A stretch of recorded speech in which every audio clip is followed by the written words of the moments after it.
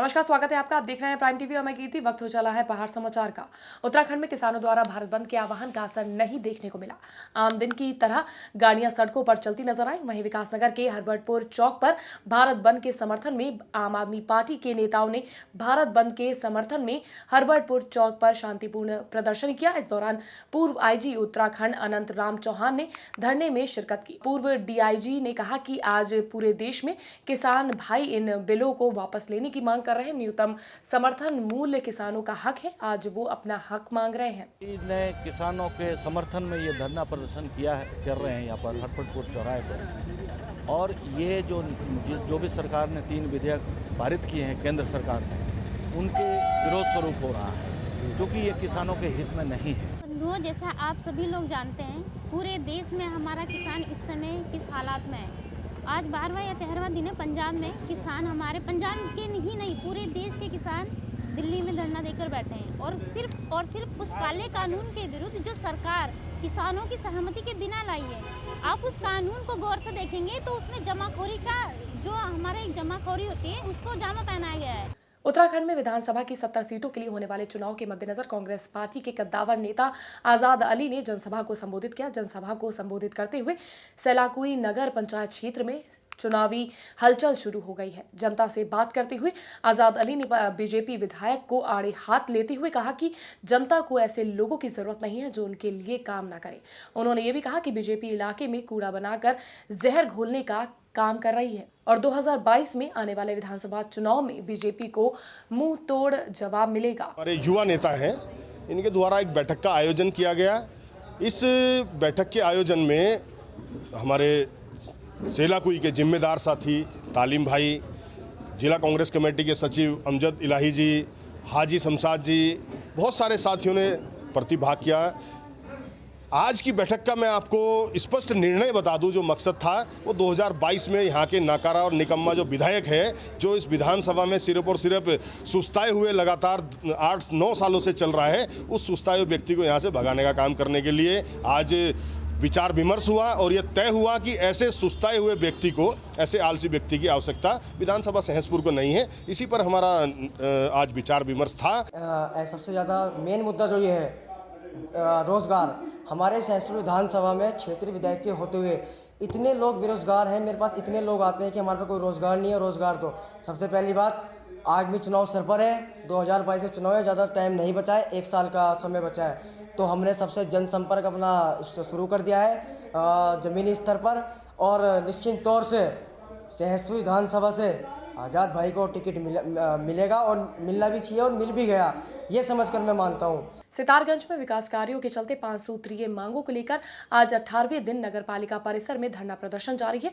धरना प्रदर्शन में पालिका अध्यक्ष ने कहा कि विकास कार्यों को शुरू कराने के लिए उनकी मांगे भी पूरी होनी चाहिए। इसी के साथ प्रदर्शन करने वाले लोगों ने आरोप लगाते हुए कहा कि प्रशासन से कई बार काम को शुरू कराने के लिए कहा गया, लेकिन कोई सुनवाई नहीं हुई।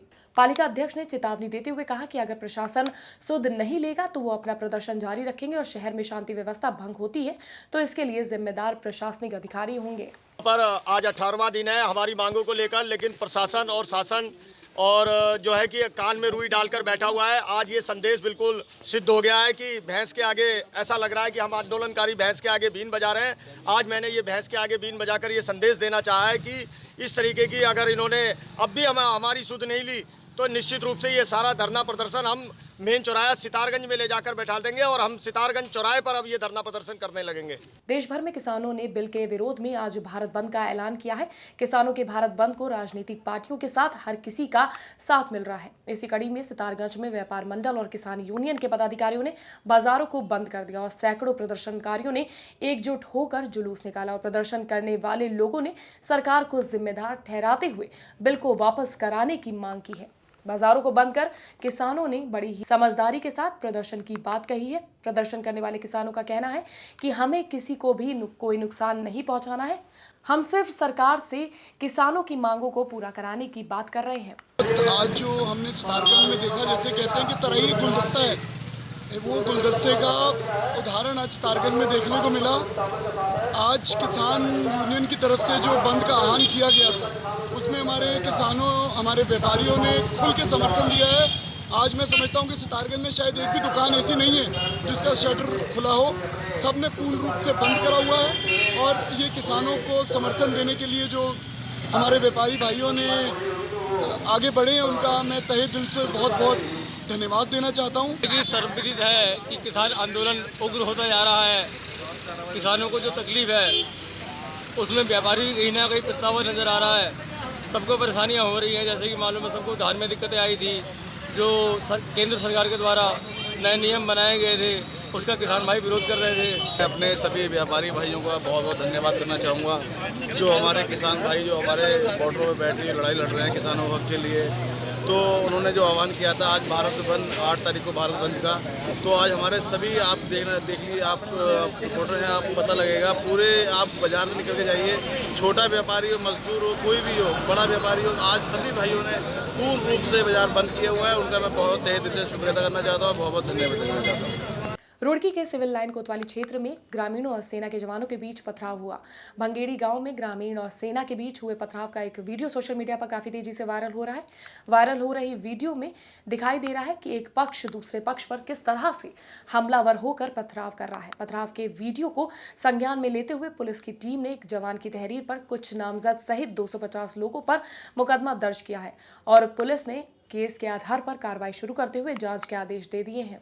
कल भंगेड़ी गांव में आने जाने के रास्ते को लेकर एक विवाद की स्थिति जो पूर्व से चली आ रही थी, उसमें पथराव की सूचना पर पुलिस पहुंची।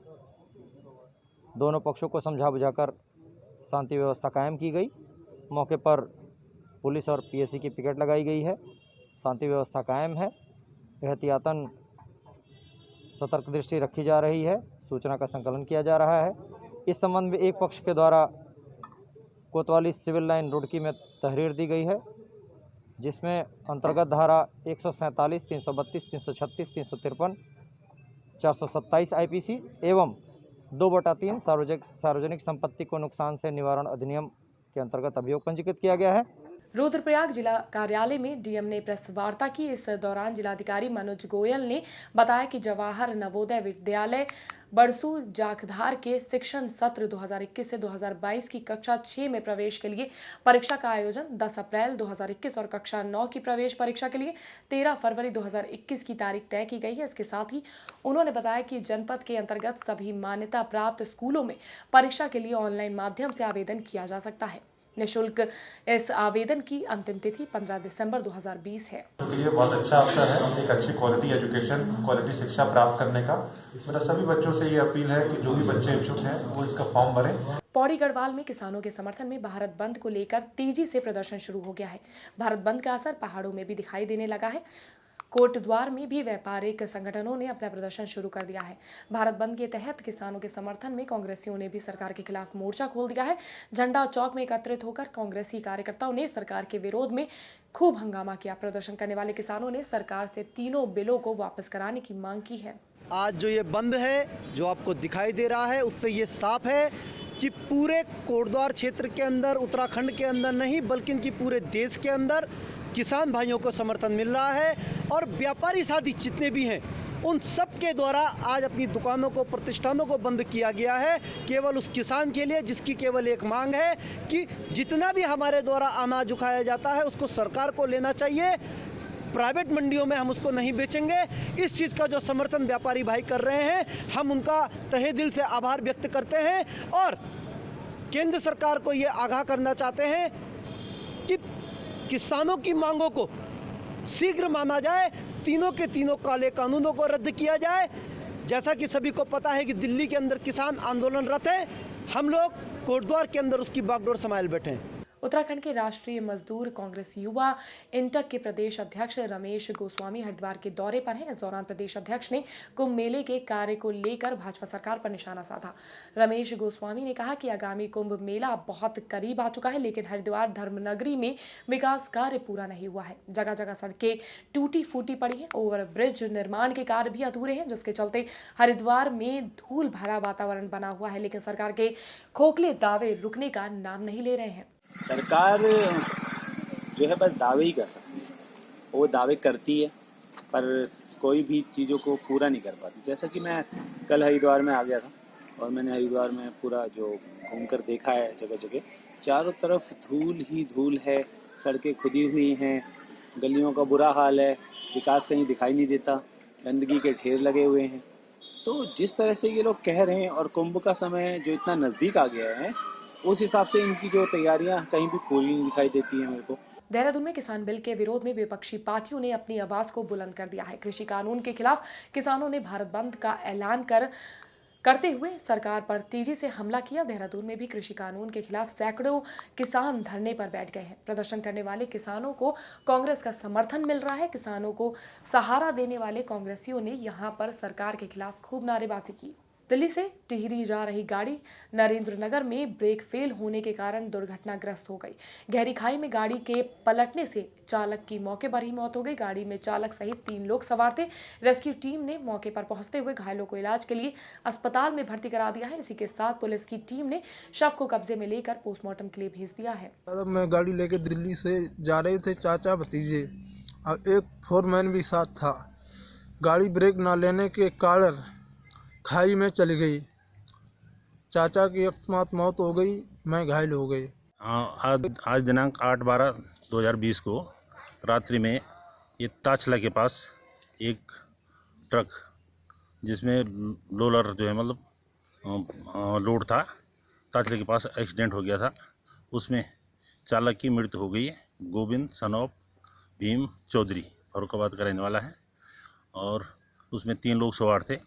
अब परिचालक का कहना है कि जब वो जा रहे थे तो वहाँ पे गाड़ी के ब्रेक नहीं लगे, जिसके कारण गाड़ी जो है सड़क से नीचे गिर गई थी। सूचना पर थाना नरेंद्र नगर का फोर्स तथा हमारे चौकी जजाल का फोर्स मौके पर पहुंचा है। चमोली में कर्णप्रयाग संगम पर सेल्फी लेने के चक्कर में एक पर्यटक डूब गया।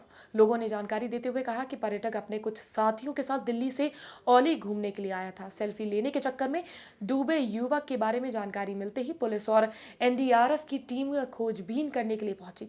दोनों ही टीमों के साथ कर्णप्रयाग तहसीलदार भी सूचना मिलने के थोड़ी ही देर बाद घटनास्थल पर पहुंचे और आगे की जांच पड़ताल शुरू कर दी है।